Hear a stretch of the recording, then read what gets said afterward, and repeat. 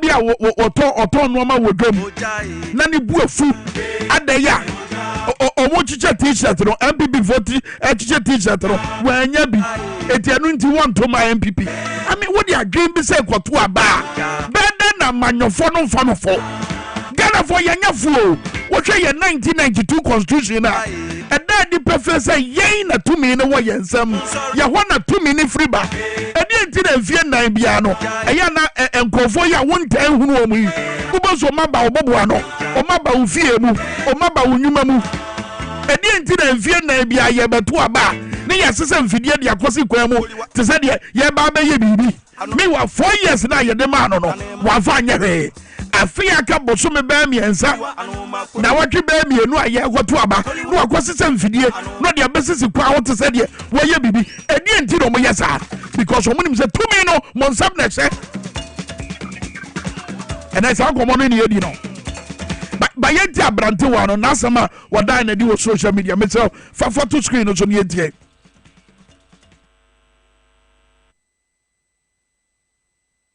ready. The difference between we than the American people or the Europeans, all those people want to be like it. When things are not working in their countries, they don't get up and pick their bags and say, we are leaving. We are going to another country to go and find greener pastures. You understand? They have their own issues. People have unemployment issues in America.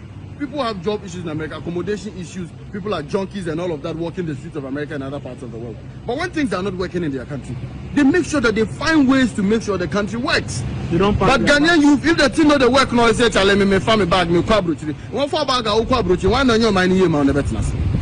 I never get it. Yeah, so that's why some people have the effrontery and guts to say that their fathers or their forefathers fought for the country. So what are you trying to say? What I'm saying is that we need to collectively work to save our country.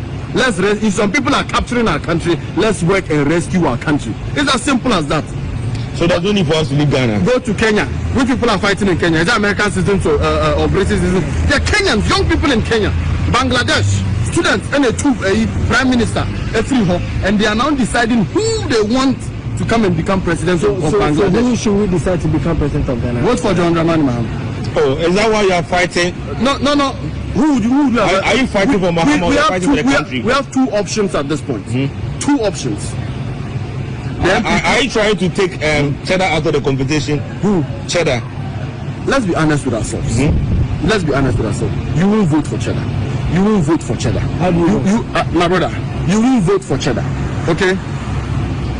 We have seen the work of the MPP. We have seen the work of the NDC. We are presented with two options at this point. Okay? The evil and the lesser evil. Which one would you rather go for? If not for anything, and this is my opinion, I'm entitled to it. We've seen the works of John Dramani Mahama as president of this country before. We have seen the works of the MPP as it stands now, here, today. Okay? There is nobody in this world who would better serve this country than somebody that we have given a second chance. Okay? Because this is what the opportunity John Dramani Mahama has. It's a once in a lifetime. I'm coming. It's a once in a lifetime opportunity for him to make a mark for himself as a leader. Simple. No. Eti waka kodu John Mahama de no baba bia me pesa wo de wani kire. Any the way se BBC man mu a na se ye nyina ya moto ne adwane.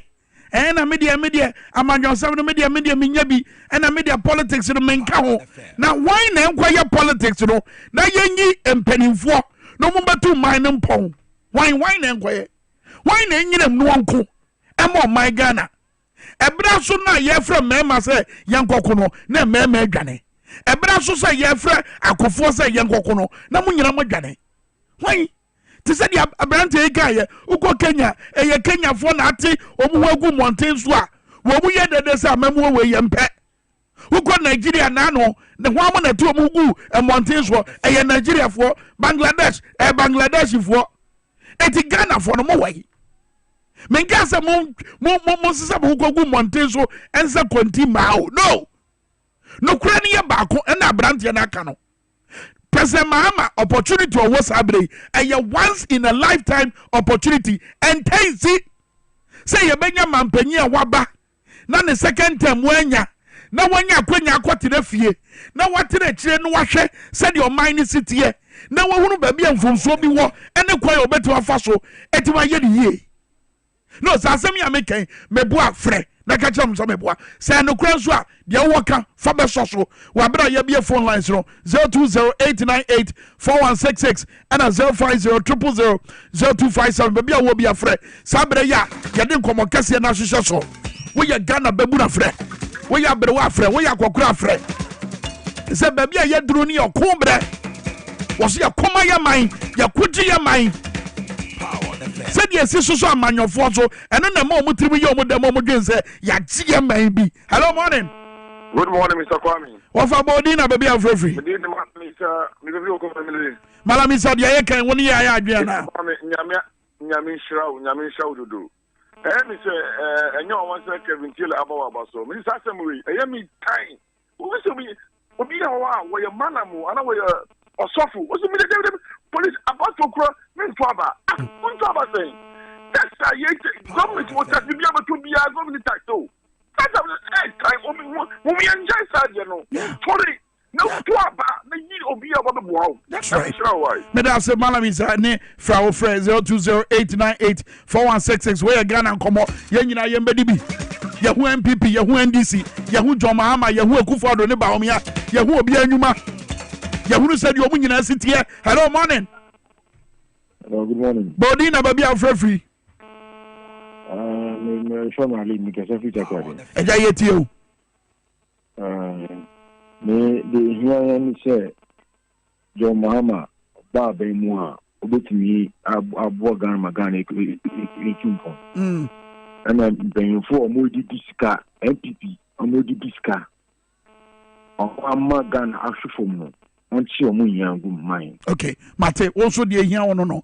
Also the idea who why did I clear your eye clear? Wouldn't say a quine and a John Mahama. But you see, point at ye makey. And they said, yeah, yes, yeah, home. Wabra ye kotuaba, wabra ye from my force, a man from Ro, BB to my Gano, or my Ghana Dihio, or my Ghana Dakamo.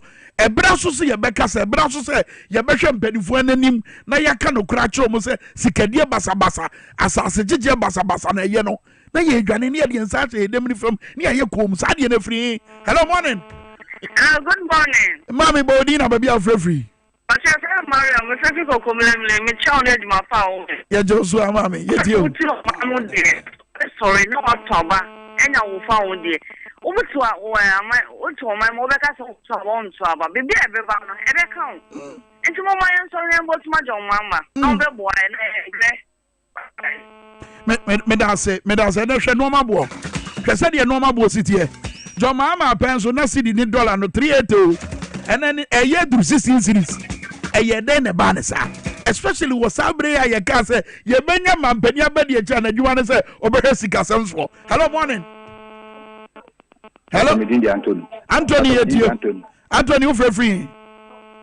With every wager. Anthony, you. But I no pay no. I said, you mean John Draman Mahameti. But the Yeti and the polling agent in some there. Anthony, remember saying, come on, with the police station, some you found to check. Gina, come on, yeah, so. Mibusa said, the 18 Sabia Samba, a woman on my bit to Ghana. A young ass, yeah, Pupuyeti, as a bimusro, what you will Anthony. When you are no mobile, was also slow on Basobeka. Who a Baumia will come nothing or Bamano. Meanwhile, Baumia should not want my boy. Sadly, on the credit, Yadu Clapo, in so.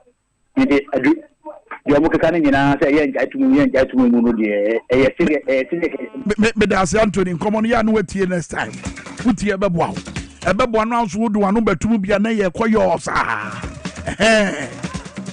I was saying fun to Adna and Kaino, Mofanya messages, Mamma from now. Well, Facebook is a pound 979, TVXYZ Ghana, and a YouTube, yeah, XYZ broadcasting. Making sure so we do YouTube or now, or buy a page, you know, so subscribe button, no. For Kaz and the boss say, Target, Saturday, maybe a babam from Mubiano. Yababon can say, Yabo, Yaba. Well, a brass was here, Yagudia was and Babam Rocha Mano, and then he tell a idiot, and say, or some people who number man bed. $10,000. Yes, because I told you that, no. But be a man, Roger, I told you. I told you, maybe a Dr. Holana. We'll bet you I can once every year. Roger Emmanuel the sports board Akabachi Akwaba. Kwame, good morning, Vijoso. No, no, Dr. Kola baby. No, Dr. Kola baby. Minimum. And I am happy belated birthday. Let's just Busumi in Iania. Dr. Hola. What's I get for the Muslim? Oh, Dr. Hola or a magician. They said, what did they say? Coming, no. Oh, Doc, Yamisha, what you can say? Wow. Be there, come. Wow. Happy belated birthday. Roger, dear Nakosu, GBC in some Nabana. Come here, better than Banavia, Senra. And upon me, catch I say public account committee. Oman Tom Sansan for Panamintia because Director General. Yeah, Director General. Also, Mutum Safreno because Afina Nyoma Bebri Ide, SSA Ebuboba. We say no upon me the figures be to just say Sa companies and Nuni Sika or Munina EGG. After say sports ministry, Eddie almost statement by no, or also Eddie statement by the same figures, and also the Eddie Ababon thing, and T. Onim Sanema way in a head, then over 2 foot to Gugana for any. So what I say, Jumana, we know, and your private company, your money, Juma, a Ghana taxpayers' money, and a one bassam, and a year pen crack. Until I didn't over out, I went to me and farmer. I would give me the car, I will generate TV. So, no, yeah, any day, 7 years a day. 2 bunches of sports ministry, any PBR, may see, Biama. Sports ministry, me, no, in Seminano, the Kumato, yam, see, Sana budget, near see a Mukabum, and to say, Papa, no, TV, so but 2 sons, as a which I mean, Tiasi, or your way. Yeah, near near, of course, met one I say, but the question here pointed and direct. Sports ministry, no. When you see, it can be wrong. When you see, where you some non where we are Debbie. And tell us, you're 2 and half Pana. We will whom some way basis. Yate. Kwame, when media attack, when you discover spend the year. Almost when it's now, even Ediani Omudiano, Sika Muspede be catcher, wow, Massa, Osiba Fame, who's an honorable way you make one social media. And see a nigger. All right, a nigger. Okay, you're telling you, right, not pay your transfer. I could some and I did more power 97.9 FM. So TVS was at Nano Pay Ocean. You're watching as a summer. Coba good some and a Nano Pay your transfer. The home some about issue. I only say GB since the summer. You better Munafe, only say and almost at your figures.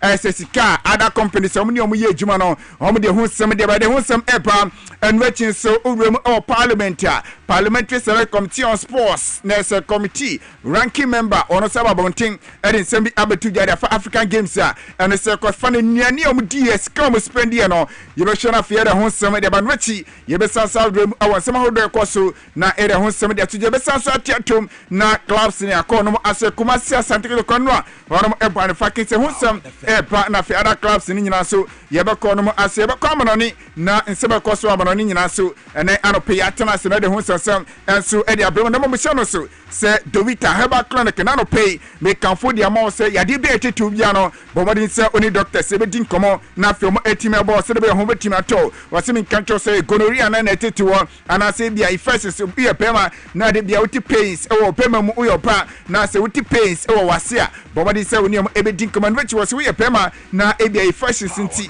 I'm out Bema and Suti and a Tinebiata, a Suti and a reduce a bathroom, sir. Debbie, Bomadi said when he Dovita Heba Clinic, everything come on, now Fiona and Timmy was celebrate Pemano, and Musibet Timmy Ayedu, and Richie, or say, oh, you'll be a sexual weakness, premature ejaculations, and a two sinti, Bema Untimi Bojima, I won't pay, Oko and Siena Sia, no, Jamoa, Bomadi said when he Dovita Heba Clinic, everything come on, our 024626 5313, 024626 5313, and 020 5586 877, 020 5586 877. Sibe bia wo bia na wonium din komo na enro no so hia bia ono ebetimi abo se be ya wonsa ebetimi so aka edwono bi omo awo awoshi elank taxi station ono ma na chese omo awonti ko na fe Dovita Heba Clinic am show na serebe ya wapomodin se ebetimi so akoye mitin edi roja imano from the sports monarchy bo tailor and afi ko jofo so mutechire emana no pe medi agure wonsem no edi eba yesa se na fi yanwremu na ye fa ni enchire mu Ewanra ena ensem ebetuja se eya sports minister Mustafa Yusuf ni nsem odiko tuja se eya dia omutie sika $3.6 million ena edima GBC se African Games e course no mo ena emwa no mo yi se be wiese fa ne nyina obia ebenye bia hwe no wo mo SSS ka no ena wo spend na sika no nsem ba no ebeye nsem kese pa organization se na Director General Arima GBC Professor Amin Edinsem eba betuja se sansema na sports minister ekano yes and tinamum omu de sika omunyae no $105,000 pe ene sika omu enyae nano na semre betuja no ministry eba bontin edi clarification by kwam fa so mututu sika nyina na figures omu tutu nyina no omu eba bontin edi sasem nyina edi ba betuja enam so ema mino kase adia GBC enro omu so eba bontin omu so edi statement by a no omu so ekire ase ohwe sika omu so etwa no na se omu so edi ho sem ebetuja na onim se eye Director General Arima GBC eye Professor Amin Alasan ono akasa ananensa ehye san kreta na se na we figures ne senia esi etedia na senate adwumako eye from se PGS omo sika wo mo enyae no na eye $2,056,534 euros omo de na euros na se no eye sika wono mo sa etumi ekanwachi na tise adwumako omo tosimi no eye quality media production wo mo sika omo si enyae no eye $1 million eno ye sika quality media production almost ensatimi kanwachi o down HM de na te say the production room almost sika almost enyae no na eno so $730,000 ana euros €730,000 eno ye sika na te say adwumako aye from say the production room almost sika almost enyae no na nwachi na silicon production almost sika almost enyae no na $165,000 eno ye sika na se eye adwumako from silicon production almost ensatim kana fi GBC eye 24 hours almost sika so almost enyae no na te say no so eye $5,000 na ye sika at so almost nya na fi adwumako etwato no so eye positive communication edini obviously then eye $20,000 positive communication almost sika almost nya na eye $20,000 nti na say we eye figures one breaking the down okika ni nyina akura buma na say $3.6 million na kasa kra no na say enhyere nu anisa na skene na say nu na nkae no ewe hifa na nkae no wono ye question na dodo na so ebisa na eno na sasem no eba betuja wie no na dodo na eka ho asem na opani a wono eye ranking member our parliament in terms of sports and agriculture wono eye honorable Kobla Mensa Woyomi na wababo ntidi se ba betuja se enye we nko na nsem e koso African Games no no na nya asem kitwa kra na nuane nko a omtire se mu no aye na nuane nko no na eye $15 million eno eye sika ati omo spendi onuane nko a omo di just 18 days no eno eye nsema penende atuja se eno kwa no awase no so no omo saso ye mu hwehwe bi yenti sema Oyomi edituja. You're spending close to 240 plus or 245 million United States dollars, right? And out of this, we got to even know, for instance, key among them was a whopping amount of $15 million, you know, which amounts or works to close to or a bit over 226 million Ghana cedis.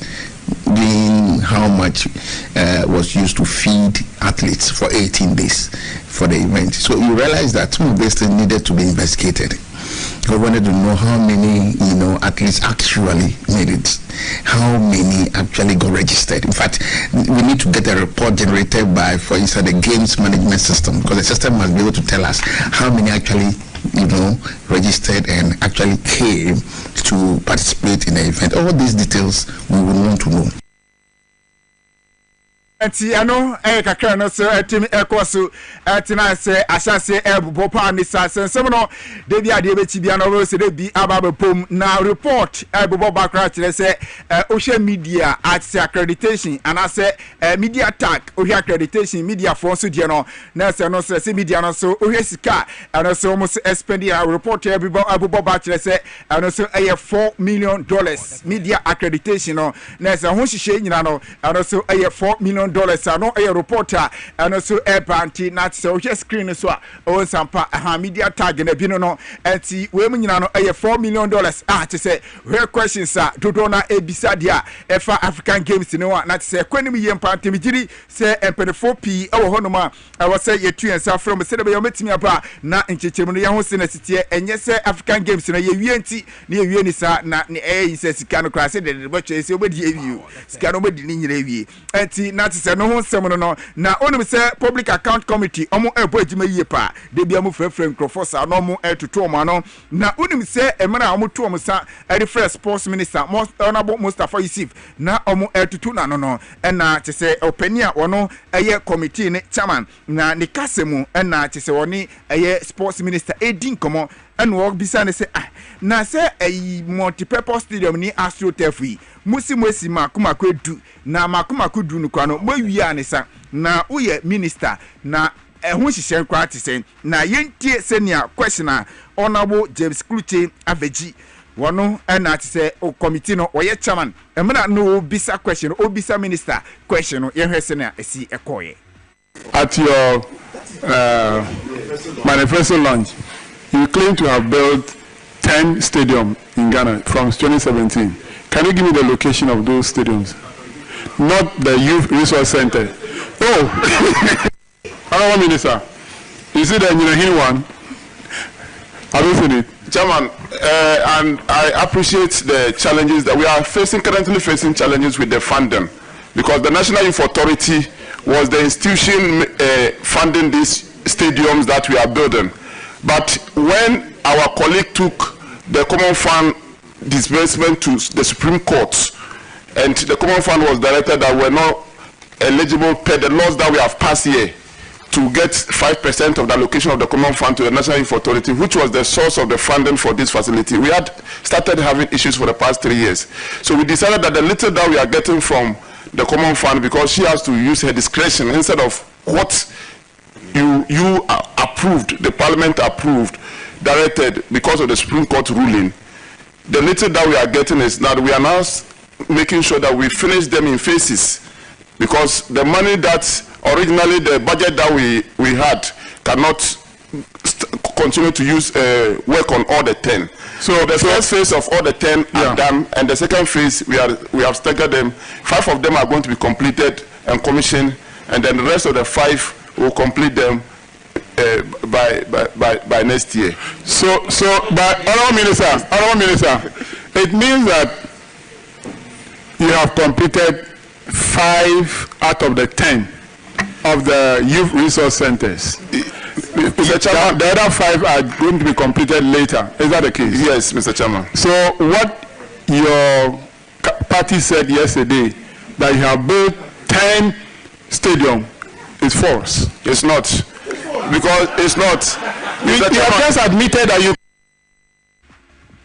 Okay, no says course honorable sports minister Mustafa Yusuf otimi piemu a public account committee enim na say what this no said to jana stadium ho sesem na na odan ni enso ekyem na say onim say ho sports stadium no so anwene sinye pa no ma hya na nkose no echi na onim say adakulun so ho so yesi multi-purpose stadium no ana say ho so kwa ebi ewo hono na no na questions dodo na abisa no na to say MP bako to say ye ono awo ye Ketu South MP honorable Jifa Abla Gomashi ono so ebisa ye sports minister na director general say whole sports stadium in current state no sen NCT and say NCT called.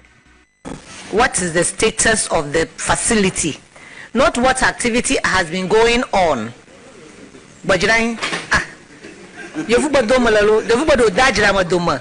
Mr. Chairman, it's being used, so it's in an excellent state, but it's being used, and there's still some work to be done on it. Thank you. When do you plan to do this work that has to be done? Well, maybe I have to.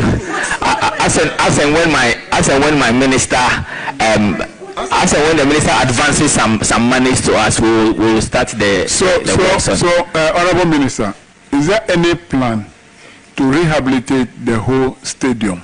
Yes, is there any plan? Chairman, the government policy is to ensure that every region in Ghana we have a modern and internationally accepted stadium, and we are making sure that the regions that are not having those facilities, we are working as and when we get funds and funding arrangements are put in place, you will see us in those regions to make sure that they are done. Okay, auntie, I know kakra course public account committee in 2014 say and I'm say we nyina so etimi course into we kakra na say fi on ba away from that yewremu our ensemu from the na yewremu our the Black Princesses of Ghana omo ase na fair ensema no say course we no say nyame atoma and 3:30 pm mo agina kono mo ni Mexico ebo an fucking say ni nyina no say ade atim no prepare mo say enchekra and 20 FIFA World Cup no and so passa yehwe no say princesses so makopiem no ankodi die ebetimi ayom dia na omo kono oni say we ni prema makunso so omo akwa ne nyine kiro nya de omatimi atra group stage na nei coach si basigi ene ni mai wana ehwe ne se kwan bia so no Black Princesses niema enso ebetimi akoye na fi bibia se etimi atoto enu ye kakra eno so efio no eba na no nam so ema oda woni echema opani a wono eye Minister of Information Fatimatu Abubakar ono ababonten na odi atoja se Ghana fo nyina FM paibo enfanta timideti na ono so eni nkrahesem edi ema timino yentie ni nsem awokan. I am confident that for the 7th time we are going to move past the group stages and also bring the trophy home. No shaking, no fears. With Stella Nyamiche, with the captain band, striker, we have all the confidence in you. We wish you the best. We know that God will help you deliver. I am confident in comfort. Comfort, we know you will comfort us. Defender, papa. We are confident that with the team, no ball will go past you. Afi Amenyeku, goalie, the best, the one and only. We know with you, the goalpost is safe. Nothing will go past you. We are very happy for you, and we wish you all the best as you travel to Colombia for the FIFA Women's World Cup for under 20. The Black Princesses, you are our princesses. Our Gen Zs, our bodies, our everything.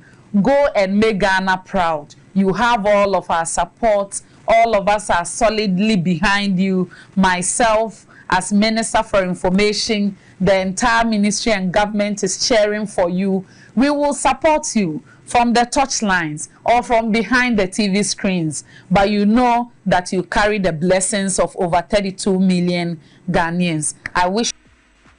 Okay, Information Minister Fatimatu Abubakar na motisa ode sansem na tuja nwechi na ukọ GFA sama miwe na ukọ police ladies ono na panipa ohwe ne se bibia betima akoka GFA wo ye safety committee chairman na oda woni tirema lawyer DCOP Lydia Donko wono so sema akra Emma Black Princesses se o shomu nkran se mu kono mu kofa nkunimdi emfa emra. We are all wishing you the very best. Work hard, teamwork makes the dream work. Go past the group stage this time around, and we'll all be there to support you. Thank you for your service to our country, and thank you for your service to our football family. We wish you the very best.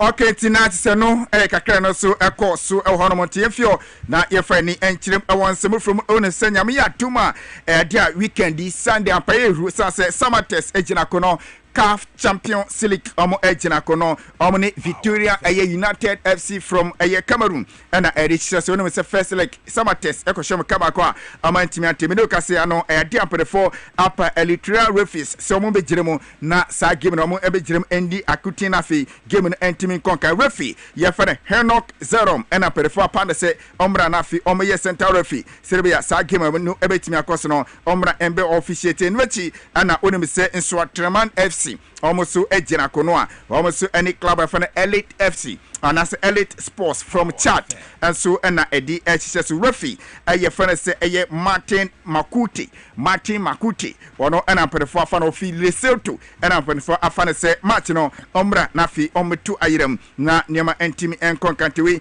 a reporter and also Efionoma and also ebade ho sem etuja ura fan Julia Nuno ono say a Ghanaian referee bidoka say CAF for an appointment nyame atuma area CAF Champions League game and no airbus go ma here omo efi Kenya omo ni Emirates of Sudan and so and a bonus happen no and I prefer pan so onko no onko center referee nafi ono so entu ayirem kama pante no e kakra no say Fiona no ultimi abetuja Ghana Football Association see fantuja say e dia champions of champion and say betimi abas na no e summer test omo ni so atrema na bonu G League no and afi ni ono so agi eye FA Cup no womo na Asia and for chim say nyame ya duma Saturday 31st August and no so ebetimi abaso and nyame ya duma 6 p.m. and asa game ebetimi abaso takwa TNA Park and no anya hihia Ghana Football Association amon pay for say team aye no akumasi asante kodoko amoni bebie ni Gold Stars eba no fucking see kotoko ehye Gold Stars kabako a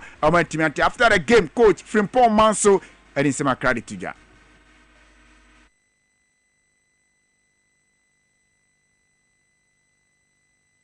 Has been very successful because we need, I think, 6 or 7 games and against Kotoko I lose 1-0, but the game itself, I think there are a lot of positives in the game. So, and we'll work on them. But I think the game itself on the is a very good game. Okay, team from Pomaso and Amote Nenkaramanoni, Nafia, sorry, Samarasano pay. Goalkeeper Manenua, Wano, a German national team goalkeeper, or the Atuja, say, is a retired from international football. Nadia, because we're Isiakan, Eriama, the diamond shaft of Germany, national team, no, Unsiakan, at the age of 38, you know, Chim say, Nadia national team, no, or no, Ebeda, Ediamum, Nemum, Bayamini Kironium, Ebe Jimasan, Oniomo, our contract, Fisa Bria 2025, and the contract, Ebe Jimanti, say, or no abeka the lives of Tony Cruz and afi ikan gundwa munyina ho omo aritai from German national team no enti no a reporter no if you no epa yare ho sem etuja brante fan ikan good one oni say na say no Free City echo club e fan say Barcelona now they atuja say after season opese oba back na fi osabesi akan arima Man City na woni coach Pep Guardiola akwakotena say masa komo twetwe no etimi so akose ni reporter and say epa Newcastle United awiata say abrantia ye fan Mark no omo ehwe ne sa brante no omo ebe fa na scale APM eye 5 million euro and 5 million pounds 5 million pounds and yesika APM our brante na si dem na Chelsea dia tuja say players bi omo ebe tom sirebe ya omo ebe timi balance omo sika sem no aha omo betimi balance no omo chem say Lukaku omo ton sasa na brante fra Raheem Sterling ono say omo ton afi bench wo omo nyina eye players ameno ka si Chelsea kirebe say omo ton sirebe ya omo betimi anya sika sa players nyo kika omo sika buma be 200 million pounds e was 2 year pant omo tunton omo a omo gire say omo timi balance omo sheet na fi nioma etimi akose yemfa se woni sia na yensoro so sabre Kwame Minkah ekrado a DwaboAse sisi na na wodi etwaso edi amamo mitin edi roja imano from the sports monarch ebo tela kojofo so mu nyina techi ema yedi agode onsem edi banyame yadoma 12:30 ni enhia na exclusives nyina no yemfa nyina fa bro sabre Kwame etwaso dia roja enaye obo obia yeah. Number who message you are saying if we stand up we are saying wow my address Tampico message name do I say my address Tampico God bless and continue to guide your steps. I pray and wish you this beautiful Thursday morning good health and a long life. I say my memory verse for you today is Jeremiah chapter 29 verse 11. A calm reminder that God has a purpose for you and each of us. For I know the plans I have for you, declares the Lord. Plans to prosper you and not to harm you. Plans to give you hope and a future. Wow. Wait, stand up with message. Watch your Facebook. Abrante Bakusi din birthday. Your friend Omega. Omega was in for Omega didn't birthday. And actually, and a birthday. So go so our hair panty. Baby Obiano, happy birthday, Casino Kodiama Omega. After the Omega, that bullshit gaba. Yababa bullshit, come on, no pay. Wabra Yabo Tonton Sansan with DwaboAse. Our power 97.9. So happy birthday, Cassia Pankoma. Madame Bobia Dako Poku. I love this message from Stan Dogbe on Facebook. Stephen Kwabinata, and your birthday. Happy belated birthday, my brother. Yeah, but boy, Tonton Sansan Bano Pai Kai said, let's talk education consult. Just Omo Norma Hodo. Omujina Indek name Montessori Kwan so Egusu identity papa bi ebre ye mei. Etobana wadi bosumi nsia kosi nya wadi emfiensia ne etire no. Fane call let's talk education consult. Nentity ya yeta kan wa semi bi. Won kwanya bi mfiri omo ho wate. Jobacha contention in West State, Mango Street. From 0249069821. 0249069821. Let's talk education consult. Also building the future through children. And say Papa Ubenya. Ewo mia ensure embe ya asemo ma enyinam kane embe ya asemo ma mia bia bi say Shine Hills, Royal City, Hobo Ebenezer City, Obom Ebenezer City. Ya won say Papa bi go pa major real estate and eton. Omo payment plan no so de fefe. Say wo sika no so na betwe tue sika ni nyina. Oh omo achede kama bi pa so de ma. Wa betwe tue obeto asase no na tue ni nyina prekope no. Ye be ma 5 bags of cement ye wi a na ye twa blocks mako 200 e de a chaw kwa. Ye nyu sika bia. Etienne ensase pa no bia from our major real estate. Komun China. The kwenya ensase papa ibi top. Komun China ne kwenya japadie yo asase ye japadie. Enye se amanfo funfumi. Asase eye japadie. Ese wan si da wo so ne ochina eso beba mfaso ama ho. Asase kwaji bisisi ubetu from 0554 578 and 0500 663 005 and a phase 0240 387 837. Shomecha kwan wo eye kaswa ottomans tipawa e wana major real estate ewo abusuamen ko baby akoswa ni entina ewo DwaboAse power 97.9 na TV SYZ ye ba be boy Tonton Sansan ye besie.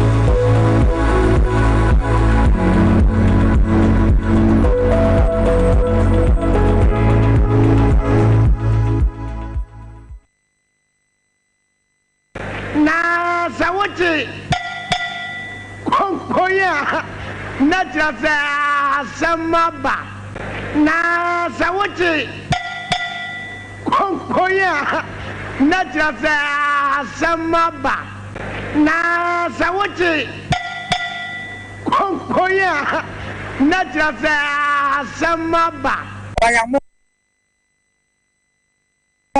fire sane mani ade bobiachi oba ne wanye ni yaka no be ni yesusu na waka na this government dey anya kula se wuti konko ya na che say o fire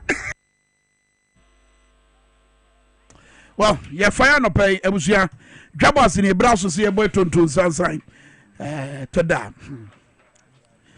o plania na ebu akam akra covid akwa betra se kwam akra na say nyame adum yen sha se mfiri Ghana sam na doso enfa ni yen sha se ene ye behwe kokko sensemi ye beba so ma di kan mame ni Roger Emmanuel the sports monarch ebe boy na bra na wode agudie mu nsam ebra ye no hwe o maame akwa abonte ho ena wakodwane num se wo bonzua mako edu me de beba dia ye kamenche bia wo bonzua mako edu ena wakade tu no ho amafo se eh maame die ye pe bonzua ye ne ho ye betima kwaye dey agonya bia fi afi wo kwakọ bo awie wo nam kwa so ba ena wo namfo no mu hia wo kwa mu se eh agra wo vida ko o maame se bonzua ya ye pe bi dia dum zue yi mo edu ewo mu fie wo de edu na mo no wo de my kakana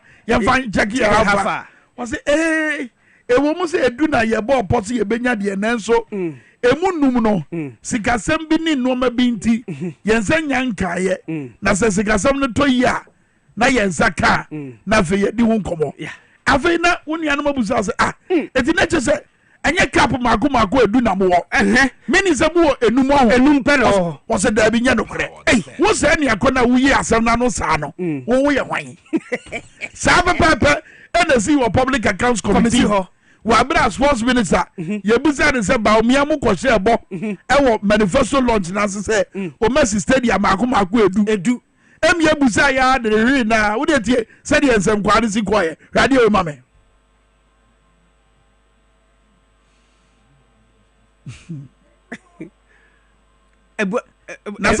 nasa sports insisi eni ya na evia na sa ye ya tu afiri mo ade Peter abo adwa wabwa wombeso bobo bi wadwa okay me enko koko nsem no so na story ni very simple free for the past 32 years ni ana yeta yes any say oman and say yeta ko bobosia ne de ahye ye koko eduani mu ne koko twani mu se de be no ma besi akonenim na oman Ghana within this year ade ba kwa ye hunu within the 2024 2022 2023 crop season and it's a koko dodo a ye twa no eswate koko dodo a ye twa yete e de kwa amanfo maso no abafom ena sika ne mfasodi a ye nya free ho no so abafom eti koko boda trase wo ka bo bebrebe nyina ene no ma ayakayaka de omode aye akuafo ene se de omosia afo mu se tam sa wo de omo bra no etutu koko kuani na utu se gap na dantem no esopa no in spite of all this aka bosome miensa aye kwa akoto aba no afi no makotena so se yenya adwen foforo bi yesu adwen foforo yenya ne sesesei yenko bobosia emfa mbehye koko emu bio eti sesei yankasa koko board ye bekwa akopɛ yesika kwa be so no mo bafa so apa musika mama nkenken story no said ya manebofo etwa ye wo eye newspaper ahodo mu na ye hwe said ye normal esitie ye wi ebekwa ahoma no so ne nana opambo boaten o ahoma no so sisie ono na ye president ema concern cocoa farmers association ye no abatwetwe nkomo ba otwa maneboni bi o say the Ghana Cocoa Board has announced that it will transition to self financing for the 2024-2025 cocoa crop season starting September 2024. That's just a bosumi na yebekwa wura mu no. Eyo chinichi ya. Ehwo no be chance akwa na omo ankasa akwa po musika. E dia be yo mo no say cocoa board. I feel what also said for the past 32 years, cocoa board has relied on offshore borrowing to finance cocoa purchases through its cocoa syndication program. Na anu ya BBC hono so bosia ne yentimanya e die na si ye sa de krona e be ya consider no na e die ade be sure say na beboye. However, the organization is shifting its strategy to reduce dependency on external funds. Eti not near mekano no but not Joseph Boahe do one and Sanjafo na kasa eno dan na di say omu new approach no ebe boama o my Ghana etiba save $150 million. Yagwa o so na ye ne nana opambo ni nkomo ne yenhwese adwen adwen foforo de ebeboa na kwan ba so no mbefa so nya sika no wa abro mo nkomo bosia nana opambo aboaten bonsu ye mo ache mo akwaba yeah that's a part of opinions on here kasa no pe na after 32 years afi na adwen ye tibi akasa wo cocoa board o kire sai when I say any kind of we feel me title no and then na the doctor ni the doctor na ka ho me say wa da we dey for chame and yes we dey the honorable ni ka wa Yehowa mame nka na amansa nyina nte say ye ne na doctor opambo boaten bonsu and atwetwe Farmer General na obade Farmer General yetie adwen foforo ya abai wo hu say yo me da say the kind of adie we adie you started kind no enye concerned farmers raise this red flag that was 4 years ago abai who say the cocoa system no any the kind of borrowing ni ma ekoso no adie bi a e ba be ha adwini yi pa if you say de bia de ba kopo busia de bia de ba kopo busia de bia de ba kopo busia na nka ye wo bank bi kwa ye fani cocoa bank e wo Ghana ne wo hono manka mji bi say ye ton ye cocoa ne de ko na ye profit e benya ne ye de save e wo sa bank de mo a ye bi ne sika nti agri bi e be se ko to cocoa bia ne nya fe na ye tu kwan ya kwa mano ne na se kopo busia na se kwa stresses ka won kofo na nso ye wo bank a no ne cocoa bank e sika do bank e beti bi en sabu mai de e tina kwa to cocoa na de e dia ba na me no ka say de ye ni bi sa e de e ho nti na ye borrow na ne ba ko bora na me who say timeline no so no with cocoa board no so it's a little bit short in a way because at the end with our election year we do a transitional because government will come cocoa board will still be cocoa board. But at the end of the day, let us ask who controls the cocoa board. What I say, is cocoa board an independent body or it is a political tool? I want to it is being managed by a political party and it's being managed by a politician. Until when I do say to me, very tactical. But say our parliament has to be very serious because one, a cocoa is Ghana and Ghana is a cocoa. In the end, now a body like cocoa board can't just wake up and say, this is what they want to do. This is what they want to do. Say, Abra, Ghana Parliament, enemy say, cocoa is the backbone of our economy. Cocoa board, I dream, cocoa board, I dream, Moche, and Asa, and Amoya, almost say, a drew a bubble so memoir, Ombetuono. Say a year or more as a Jumekua, a year buying Jumekua, was cocoa, and no maso. And a day to Aquemu, a day now person parliament. And I make a say, parliament, but the Edika say there has been a losses, so much losses. What I said, losses about there's a lot of interventions in them. Send them out, never before Babano. One interviews be. I can't want them to do me. Say, there will be a time at Ghana, you once in the cocoa bean flower. Yes. But the other time say it is bad in a way for this time for cocoa board to make such a decision. Say this is the time that you cocoa people, but at the same time the cocoa business outside there, you know, something to me be no so. I can also be to money locally. What I say, it me they are for the way. Say to me, Ghana for that me translate as a fine. You bet me say there is a cathedral. You be able to me some kaka no bet me use huge amount of money. Say estimate that way. Not at the heart of the country.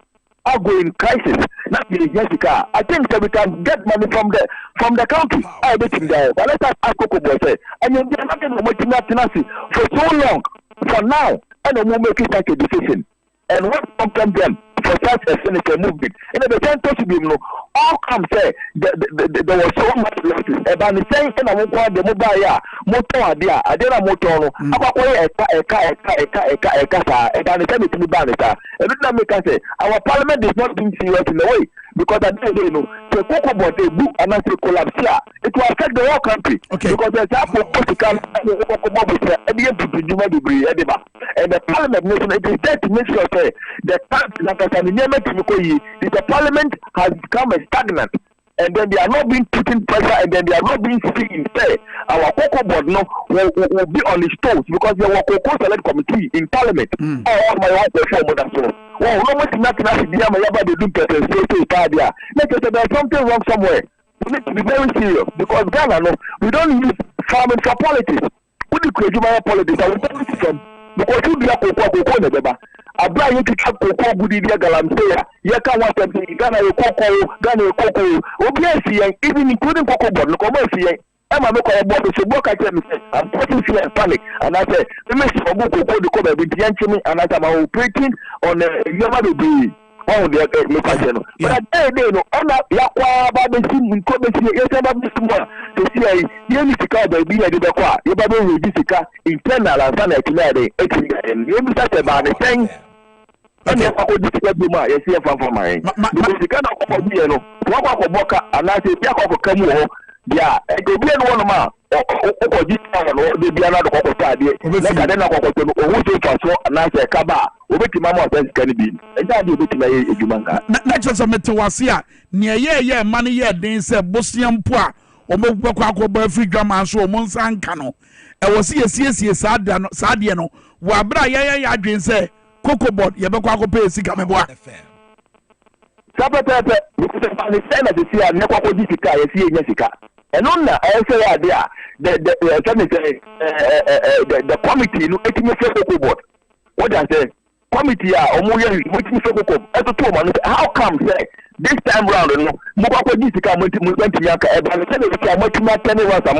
come and make an account to us. Let us know how much you spend the money. You care about for the past 8 years, and I say past 4 years, and I say 6 years.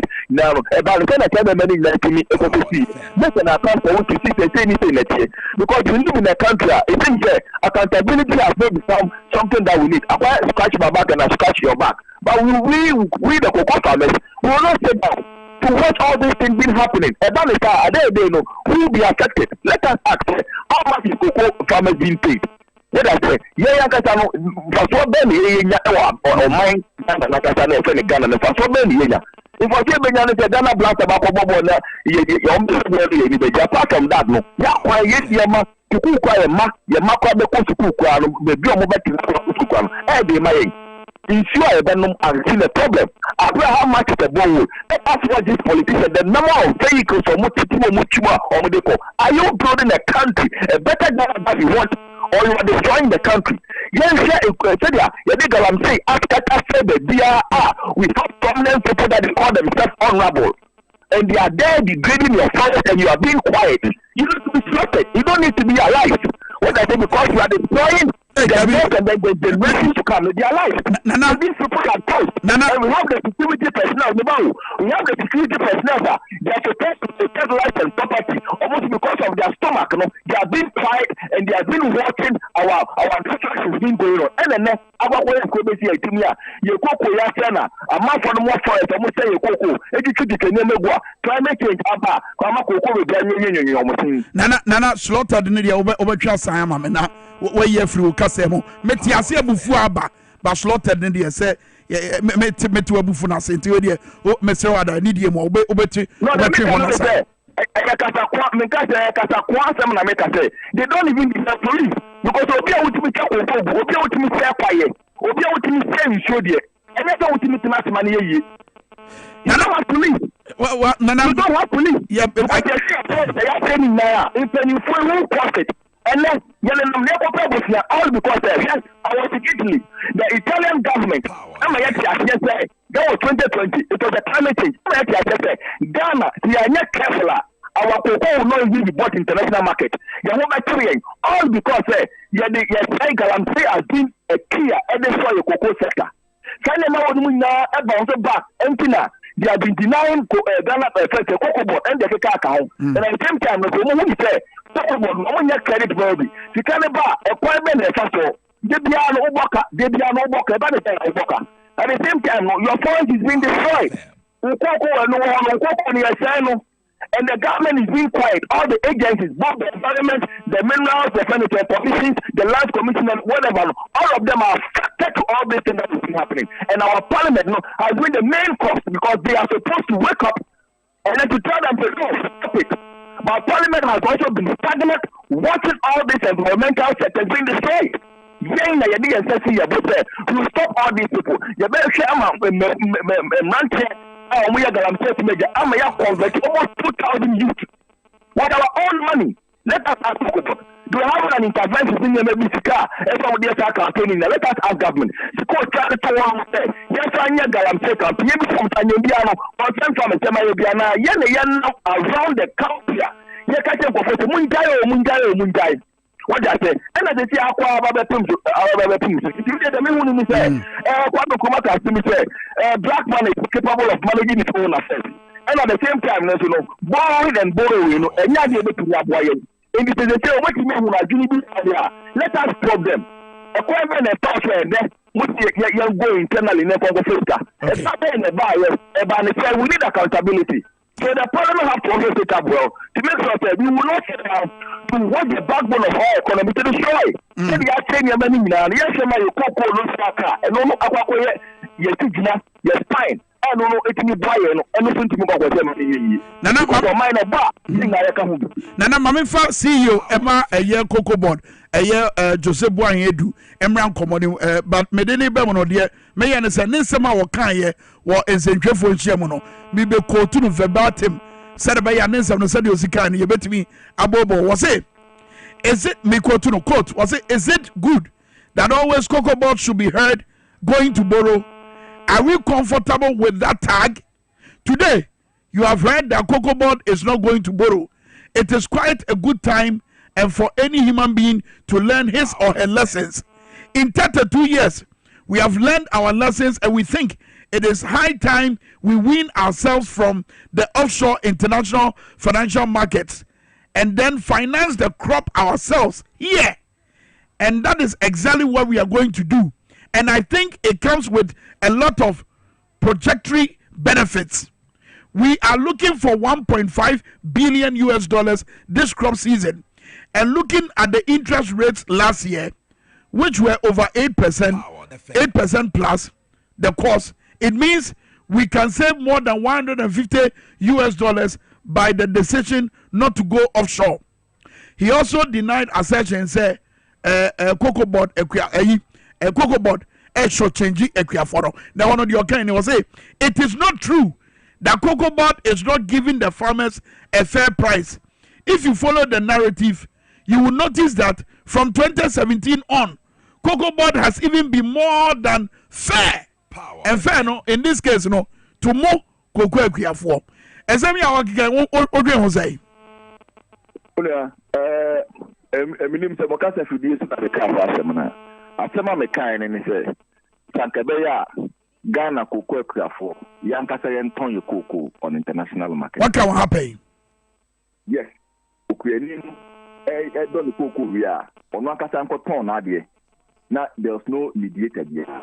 You see as say ni one yentimi register 1.something million na you say say cocoa na adamo after the mba be say cocoa board nko nya scan na so mo ko tin ko say scan sa nya scan den e je akoko ta cocoa ya mama nya scan mo o kasa fize na o kasa fize woni gidie wo cocoa board mu so metimi a raise say scan wa ha and you say you did that say ni didi e ba me say na losses buy we live in a country about the crop and as about the state. I'm here to say a kapudu about the government who comes and we should pay. And if whatever may get a man, a make a car, a mountain of your body at all. If if it's a financial losses there, then they have to be called. What I said, nobody's above the law of this country. And I said, say nobody in this country is above the law. Because in terms when you do a man Ghana aircon, see I really let's see I really a man would be a mobile service attacker, or Mutabasha. If we say, hey, yeah, say, okay, you better quiet your machine room. Let's say, Cocoa. The problem is now don't move to see the way. Yet, you get to stay to the Fafaya. Let's about the Kerry. Let's say, Baba. What I say, the central system, the EPC can say, yes, a fair trade. You have not fine. Some years back, no, not Ghana, Cocoa platform, or not a platform Cocoa. Not the Cocoa board. Yet the board nearby to regulate something, and you make in Yabua. I'm not going to around education in your money that is not only never be yen so never work for I'm not doing politics. Yeah, politics. Yes, sir, at the end of the day, because yeah, grounds, no the office. Nobody goes to the grounds more than we do. And maybe we catch them up because there was a video that the president have to watch. But the national securities put wax in their ears because they don't even care. That is not part of their daily bread, and they're not fashion farm. So they did not even call, say, fine, who is the person speaking? They don't better Mapeni. No further, no Mapeni, train at Nipo Eka. Yes, the person, and they are because we know, say, if you never say Baba Bisi, you will having a whole lot of evidence and videos and so many things on it. Say, you never can get it. See, I went here. Ebema yo koko no that be am akogodun person so say ya kan le the boy need work na them after na we realize it but the man na dey say ya not dream on it on say who say e consent from a client by na body dey make it such a statement years ago be say if they say Ghana Cocoa Board and I said Ghana Cocoa Board we know independent for we to raise our own money to purchase our own cocoa rather than borrowing because what you know realize there and the total the person with my effect. And then the second, they come and say, how come so we have losses? That is what my problem is. That is why I have problem with Parliament. We should be calling everybody. You become the Bantan and them away die. What is making it? Then get into investigation. You know, be understand who should pay. Because who work and find who be mother with you. Whoever that cost has to be paid. Because we are you must have been for other than I buy for the past 7 years or 6 years, a Kapudu one about the book, a Banatan can buy. So, perform the show and the Cocoa Board and so on. Through the investigation, because the amount of penny my I said we should be taken for long spectators. So, if there are some spectators within Cocoa Board and the person pull up to Cocoa Board, everybody a good any master there, we should call them. Say the mayor one will be free from this because we are calling for accountability. Before we go for this loan. I believe in say, I can bring a bank and send Cocoa Bank. And all Ghana, they be able to get him, and they are a cocoa noduma. Rather than say they have a couple of to the Baba. The bottle of Cocoa and you be an honor and for some bang, you know, for then you are a committee. Upon all this million dollars, then a committee. See, I don't see a pen letter. Now, I scratch your back, you scratch my back. No, that is the media. You see. Because they say you're not bringing your problem, but you're not break. Meaning I'm wasting enough and make sure say, what are they also doing? Nobody. I don't say with the priest. Everyone say with the priest, and we will not to chapel guru. They were not doing any education. We were doing the education just to prevent people from cutting down their trees. Who are doing the education for people to know, to realize that cocoa is there to Ghana. It's let us protect it. What I say? If we are calling for accountability. If you come at account, you with a lot of people, you who send them money now. In the time of Ghana, conform with the Kappa, and you also 1.9 billion. Nana, emphasis, I made say, Nana Doctor Opambo, Boating Bonsu. Onuna oda a concerned cocoa farmers for and one president.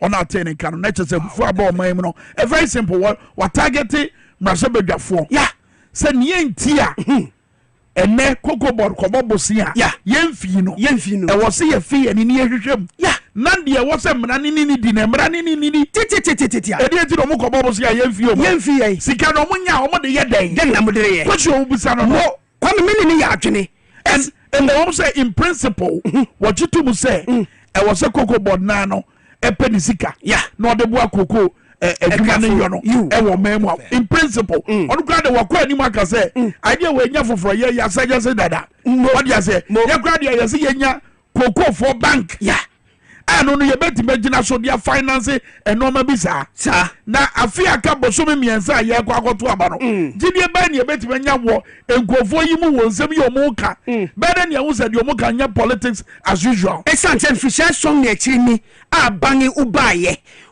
koko waboka wo koko sector over 7.5 years no waboka enti jedi ben wo benya wo sabre aka busumi bi sampe ye kwa akoto aba no jedi ben wo benya wo jedi bi anim and after so dear nature say 150 million US dollars ya mo se mwankasa mo beko akopɛ na mo de abɛhye kokoo mu no ɛdeɛn na di adanse sɛ September ya ye be wurami ɔtineti mo bɛnya wɔ ɛdeɛn na di adanse sa ɛdeɛn no mo ayɛ pɛnya ye betima gina so ɛnya rehwemu wɔ mu sɛ mutu sa na mo na $150 million mo sabeka so ho ɛno na kokoo kua ni busa kokoo kua fo kuo ni busa no good enti woni jedi ani arehemu bia wa ban mu ana Kwame ubehwe sa adiwe a wohwe eye statement a minority fo so di ba o mu say esan se aban no hunya kono kokoo board hunya kono nti na wo mu ko government so a sa busia no sika no so wonya esan se ba wo mu NDC hand over Amakufado in 2017 no na wo mu timi produce over 900,000 tons of cocoa almost a million as we speak now nia abangetim na ye within 7.5 years no a little over 400. My goodness enti na chese cocoa no adecline aba form a reality is say cocoa kuafo no dodo na ton mo nsase cocoa mfuo he de manfo yo mo ye galamse galanso wase bajiska na fa cocoa fuo no mame na mintu fama gudie mfiri wo na wa ton no simple and a galanso yenim according to Professor Frimpong Gwati ni document ni report or the buy o say won a mo ye galamse ye nkrofo mo abamu adansidie no ho eti ye dey eti den na ban na eri eti ba omi be ka kire se wono wo bayi obenya hode foforo akwati aketanse ene proya eye de asem no ka e de no wo de kire so ho adansidie no we oni bibi o de be kire yen eti ye ni nsem akoko akuafo no eri bisa ene date bay and 22nd of August next week na yeko first September he found no benyasa $150 million in a free I don't know question and you see beyond cocoa akuafo nsem no o my Ghana sika sem no so amafo asa se kasa ho said ye o my Ghana giegu a gidie ni o my ni mu biowa mabunu no dodo na so o mususu kari ehwe omo ho in the next 5-10 years omo hunu omo ho ya ewo man mu a mabunu no gusu e kasa mama shata wale anopa na make wasam say shata mbo kasa wo dey tie ne kakra the bet what betting they go on for boys the bet one stupid man with some girl go dey rub his stomach wait hey do you know that have you heard of this boy? Yes, he's been doing betting. Yes, last time he even win 5 million Ghana cedi. Hey, now the system say, oh no, so now betting they for take tax. So now betting every day they won't find something to just kill on our future, make we know even make them. Because in this Ghana, if you for make them for your old man, if somebody forget money, the person will be old man. You know, young boy for no get money for these countries I go. So yayan shishani in such a way say answer na obede ohun wo sika sem no eje wa bo akokra ana abrewa wo de hwe said yes sem sisi wo frishua pon enya wa boni krata ni hwia hwe bra manfo bre nima wo se woni mo bi ansa no anya adwuma ansana hwe sika wo se amanfo tua wo wie ni teacher training college nursing training college hwe sika wo se obi tua ansa no anya akwanya se wo be ye adwuma no ye o sha se kra so wo ye adwuma na akatua ne te sen atiden enu susu akatua ne sa fie bi ntia so won so ho it is a Ghana mabunu ni su a enye so obi ho tan ntre o gabi system no ne structures na mo dia toto akwam no eni wo mo eni mo amo titiri sabre amo nam ye ni so te se de mo ba be ye bibi monya enfie nso ekosi nwotwe ni edi ade na mo de aye so edi ade na mo dan na di na mo de kire betima be ye nyina so a Ghana baburu no benya gide wo mu se mo betima ye bi Joma ama bo apra wo kire nia waye sa Joma ama bo apra ba bi obekọ bia ewo mamu ha wo kire nia wo ye within that region Volta region what kire Ashanti region what kire Western region what kire Western North what kire Upper East what kire good ba umia ne nama what bi kire Debi woman ni bibia hodi be kire ba umia ntimi kire se womu ba mfishe song temu ne no ne oni Akufo-Addo won ayeni president womu ntimi kire yen. And you see, even within them, MP for Aguna West, the person with you, okay, also a former minister, gender, Cynthia Morrison, okay, what do you said you will see in the campaign? Now, said you will see in the campaign, we will be a what you quite bones and look beyond the first say where your MPP Nino and Bamba was a look. So what Kasama Benya, one ram one, ayo. It was no quantum, 1 year the campaign said you was a panel. What do you Tiano, Ubo, who do you make? Can I say? Oh, yeah, Nedama. Matuna Nanka, now our friend, you know, you won't come up here. Maybe about 2 winning. Maybe I remember my minimum being and I was in the go school. Also, my watch and our watch at one campaign. Yeah. Make you find. No one gets out for was watching one campaign. I see. Yami, I do my mother pointing.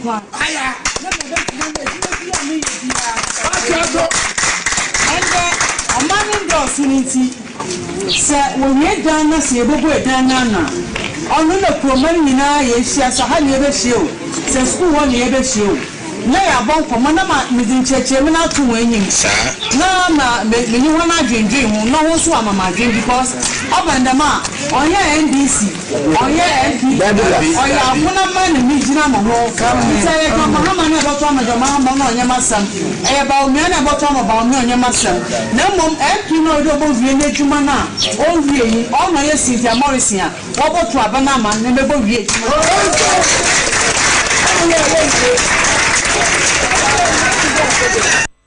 It is in Morrison, no, now you're in chain. Yeah, did you do a Yaman you? What do you say? No one, no Bokuno, Yanfananka. It is Yayidas in Chano. May I just say, and one born near Buffo, and or they Casas say, over to my Jomaham and Famo, or to Baba me and Famo. I dream what they can say in Quenty, Muntuntiano. Yeah, Cynthia Mamle Morrison. Ebe Central Regional Minister wa Akufo-Addo first time. Katre. Kwam. Mami oba agona mpotem okran. Yembisa no so be ma se be go na oyema omanfo no wo. Wentimi am ohu modern ti se Akufo-Addo wa gbon ifisha awotwe ntem ne no. Sa pepepe na suban nete. Even mebo na wo mo agona mpotem okwame. Wo mo boy ye fa wo napko wo hono. Wentimi ntwa wo ka. Ahono man kasa wo be ye minister wa Central Region ye hu niam agro a enkoye. Ntokwa horo e koso ye nim ye meko de no ye wentimi anya hwamfa ma wo ene wo begina so be kokwa ntikwa no de mfa ye ho nemo ma minka nkira no se Akufo-Addo abang ni MPP na udom ya first time no enukuru ya na wo mutia up to now with the youth of this country na gona wo mo bre. That's right. Etimeka che Cynthia Mamle Morrison ene mebu na wa gona se muntuntia no na muntuma NDC parliamentary candidate ogina ho na muntuma Owura John Dramani Mahama esanse mu mebu ha wo ho no mo mu ye ntu IT no mu benya coding is Owura John Dramani edreba no mu benya adwuma wom 24-hour economy. In fact, Wabopo said Ghana for 1 million. Yeah, maybe 1 million. Yeah, and the Benya Juma was according. And also 24-hour economy. No, Mubanya Juma wom. And also Danchenga and Mia Amua Gonam Potem Hono. Mamin Kancha Musa Senya Cynthia Mamle Morrison like Asano. Woman is a Papa Bimamo, Nembum, and Mia Mubanya Busia, Ewo, Women National Development Banker, Owura John Dramani Mahama, Edrebano, Mubanya Busia wom Eda Mwajuma, Cynthia Mamle Morrison, ejadi se why be fufa anka MPP mu kro na anka wonga nyina to nche wori hwe Western Regional Minister wo ba pro ka se de ne si bonu tutuo obi amehe 1979 yo TVXYZ Ghana simple look amemwo ne yetroka amanfo ne gidie wo mu ya hwe se de ne si bonu tutuo wo de tie kakra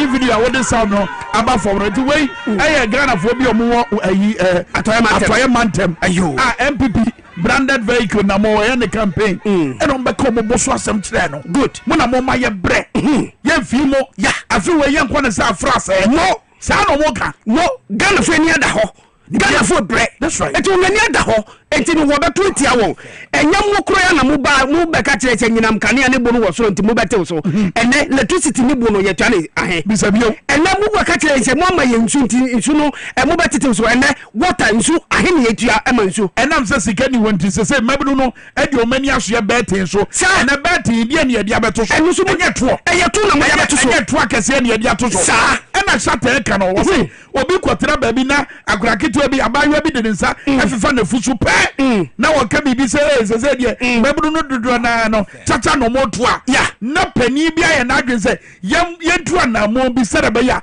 sa babunu no ye besi ni kwan so ho e ma ne ho nto no wo mamu a so ho etim youth no ye bre wo mamu no wo mu de won amen so ho ye kom de ye no dem belly full hwe se de o mu si fomfom yensa ase ene yen japade hwe man na japade a ye fomfom adanse dia hodo a okuje to ablakwade abetu dwa o ma yo ma dwen se te se de o mu hunu ye wo mu kuso no mo kasa te se de okuje to ka no eye bibi jinjan bia esudi mfa so okuje to ablakwade adanse dia ba sensa ase akase wo emiamia bia yesusu se ye prime areas no e won kra ha no enkophobia ye politically exposed and to be specific enkophobia ye MPP for no wo mu na sensa ase o matoto eye den no moto ye asembisa no me eye den na drum pempenso bi mampanyi e benya adwen mi se ansa ne ye beto aba asase no e wo se wono no de approve ansa na bibisa akoso e ba ne den e de na asie mampanyi tu sa na mo no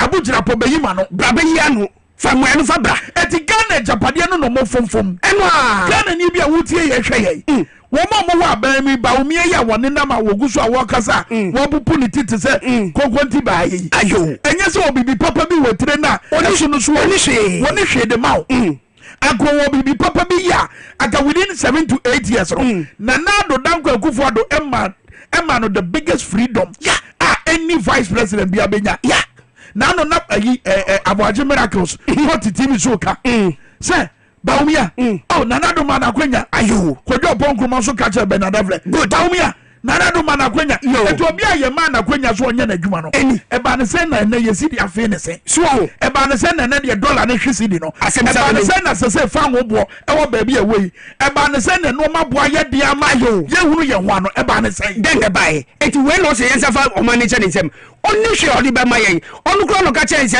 odi god for oil aba eti e be ma fam wo bo aba fam and as you speak now no fuel won asa tum biom enam se woni buo ni ani die magana fonti sa god for oil no wasan dia se ne manifesto mu se eyen hye bi obegina so abo ama fa wo bo aba fam meanwhile within the past months I say yes months what this god for oil di bye ye hunu esunsu so papa bia ye nyam fasudie papa bia so edie na wo gina so a what this idea na ye nhese ya what the action manifesto mu say Ghana for nhwe so nto abama no so he does not even follow enkomo ekoso wo man Ghana wonim de ekoso wo man mu etu wakasa wo tubi gum keke so yanka bi keke na yensu yanka bi na omanfu se yensu yenga kebi kwami omampanyina bedi echire Alhaji Dr. Mahmoud Baumia aye fankatuni ma eye LPP kwam mi asebabu mi se meka che menyonko ene fe me nuanom mabu a wo mo man mu se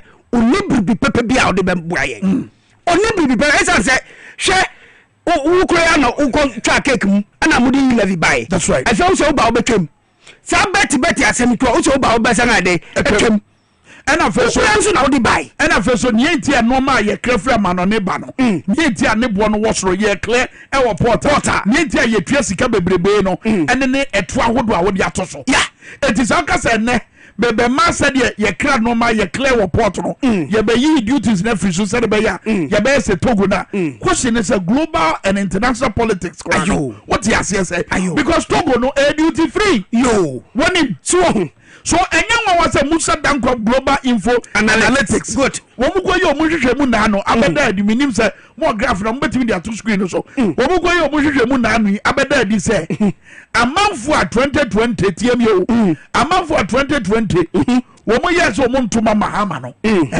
say ebi abeka ho good amana koso ayo o mayo madwen say 2024 ya ye kwai ye beba beto edi amajo mahama very good when the toto enko for dodo a o mayo madwen so mo ntoma mahama na e wo for ma o mayo madwen so mo ntoma mahama no e na be 5% okay e na o mayo madwen so meto ama mahama no 15% abeka ho very well dia na wo say ka kiro e na wo say ka kiro so wo o man peringa be die je ti sa be policies no o mafo no enyentum emwa won what policies no e ma say gwadifo no nyina no one business a warrior no akofem that's right what policies no a report no nyina no chirem say what the nyama bo mema duty na was no e bo akoso okure na ka chere say the paperless aba ntina ama nyama yefo nso ne yentimi nyi container won kan wo Ghana wotema nso je say e kotogo na e be kwakoyi obi kranika efi amono ne say deriba mema duty obetua na sante ne bu ni yadenti no o de be kotogo no wi obi yi wo togo ho no de afafem e de abagana na o man no ya no twiri sika wo ho no Shabrantie na ko committee suicide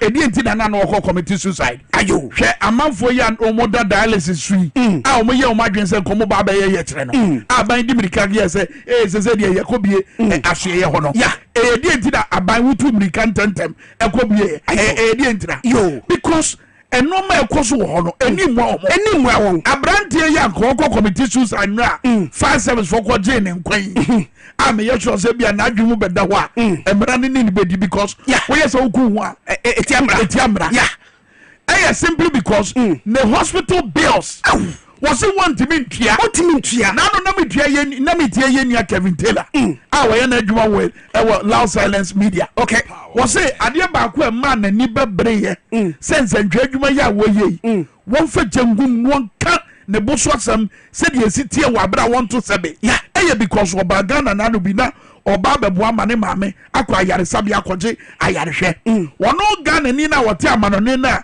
wodi American dollars no on ye na sika gudi bag mo eti bibi a doctor beka bia no we ya but okotira bonte no wote wa be se taxi bia la chabi abesi kai ayare sabi ananim afei na ye de akokura bia pia frim na brante bi die chie utuso kwa nyina nanim nyina ye basa ana wode wo mukọ wiye na brante na sa pia ba wo bejira ono ye course iti utuso sika wunya bi mame oh chale me bro iti uso ntimi mu ame abrante ya no nsika Kevin Taylor ko busa no se eye di ade wo ye so obebusa na doctor for beka chense ne papa no we free because when you sika so to say the Shatawale kind and that video we need to play it every day to say the Shatawale kind system na Akufo-Addo ne Baumia creating o ma creating in such a way say wo Ghana ni babu no no bebresa wo benya sika je onko kwara bre se wo gbakwa anu kra je wo kodi lotto bi anasa wo ye lucky bi anasa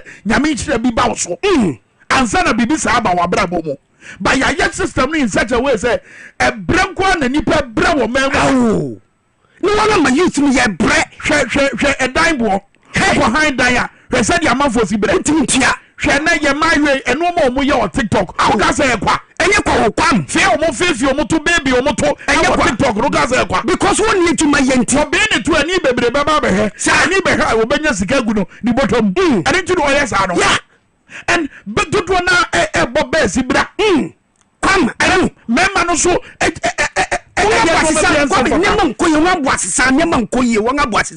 youth no bro system about me and Akufo-Addo one create for the past 7.5 years no come it will be very difficult so your baby or mama ne ma be koso ye ama eti yade se ye nkransen sem ni nie His Excellency John Dramani Mahama watene ne nsem sa wasa baby o sa te se dia brante na me di kan bo ni video ne kan no wo say sa opportunity we and time ma o sa de ya John Mahama ba be ye entensi ayo say ye benya mampanya wa ba pen wa kwotena chire na wo sa wa akwanya so beti wa sa ba ababo o man no sa opportunity we and time ma so no wonder say woni na ba de chire Doctor Professor Nana Jeno Pogwajuma Omonama. Yeah. Amafo tudi omuchi sa wa honkamu sa anijemu wa hotosuo mu a mo hwe ani mu se omoba omobaba be ye bibi papa e dia mamo ye die Tonton Sansan ensie no ye fa Professor Nana Jeno na probo ya akura wudi ache yi videos ni bi evangelimo hwade we man. Next day from Malamata Market to Kaneshi, and this is a convoy, and I'm in a convoy with Professor Jenna. No time to waste.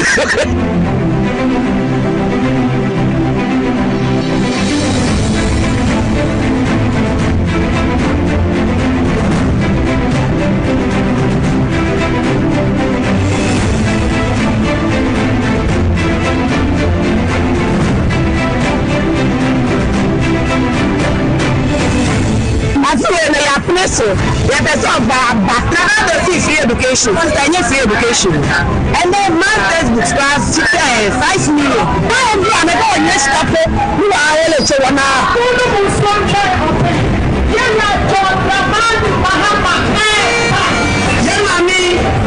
Professor. Jay, now no poverty man. Say, catch someone and I say, oh, you know, yes, you are this too.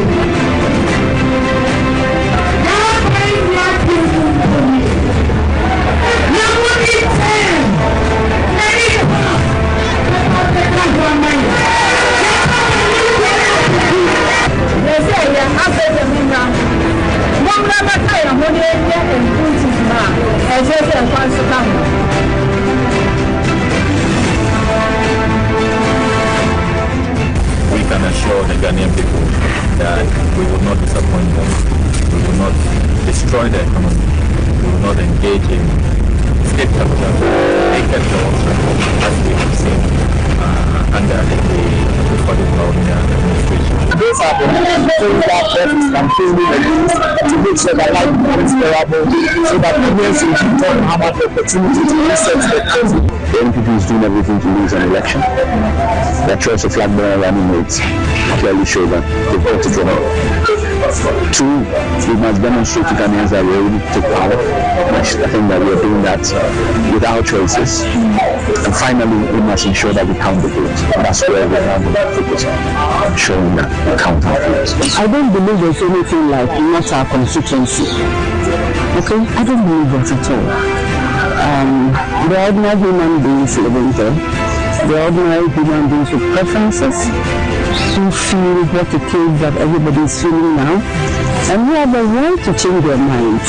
So there's nothing like that, you know. So if you are going into a battle determined to lose, where are you going? They know what you want to do. You go in determined to win, to do everything to win. Not everything impossible, not everything crooked, not everything illegal. Man, Maya, and you, the patrol Biaba, a governor city. Na assembly will be a mocha, never money a year. Kunsum, Yamfamumai, Motrobo, Yamfamumai, Mosampa.